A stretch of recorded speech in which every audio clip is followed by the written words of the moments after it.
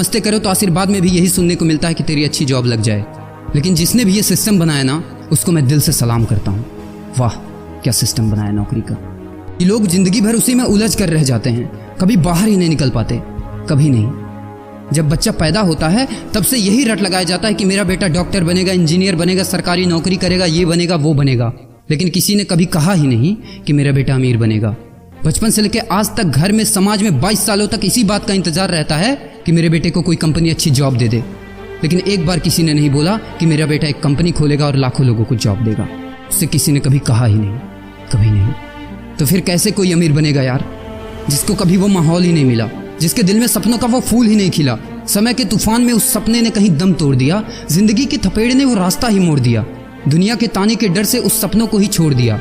जो कभी सोचा करता था कि माँ मैं भी टाटा बिरला बनूंगा और मैं भी बहुत सारे पैसे कमाऊंगा। क्योंकि तुम्हें तो यही सिखाया गया है ना कि पैसा कमाना आसान नहीं होता।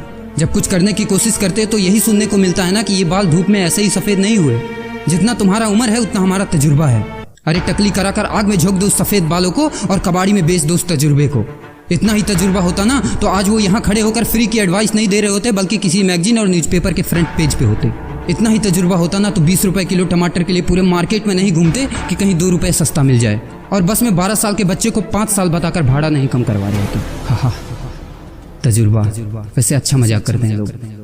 अबे किसकी बातें सुन रहा है? उन लोगों की जिन्होंने अपनी जिंदगी में कुछ उखाड़ा ही नहीं है, जो लोग लोमड़ी बनकर भाग गए स्ट्रगल के आगे, जो कभी शेर की तरह दहाड़ा ही नहीं है। ये लोग तुझे क्या सिखाएंगे कि पैसे कैसे कमाते हैं और अमीर कैसे बनते हैं। एक बार जा और झांक अपने घर में, अपनी सोसाइटी में, अपने शहर में। है कोई ऐसा जो वो लाइफ जी रहा है जो तू जीना चाहता है? है कोई ऐसा जो उतना पैसा कमा रहा है जितना तू कमाना चाहता है? है कोई ऐसा जो उस कार में घूमता है जिस कार में घूमने का तू सपना देखता है और शायद उसी कार की फोटो तेरे दीवार पे भी लगी हो? है कोई ऐसा जिसने उतना नाम कमा लिया जितना तू कमाना चाहता है, जितना तुझे चाहिए? झांक यार, झांक ले, पता चला कुछ। ये लोग जो तुझे फालतू की राय देने में लगे हैं कि ऐसा करो वैसा करो, कौन होते हैं ये लोग तुझे राय देने वाले, जब उन्होंने वो कभी हासिल ही नहीं किया? शायद जिंदगी में उतना पैसा कभी देखा ही नहीं, वो कार, वो नाम, वो स्टारडम कभी महसूस ही नहीं किया। वो क्या तुझे बताएंगे कि क्या करना है और क्या नहीं?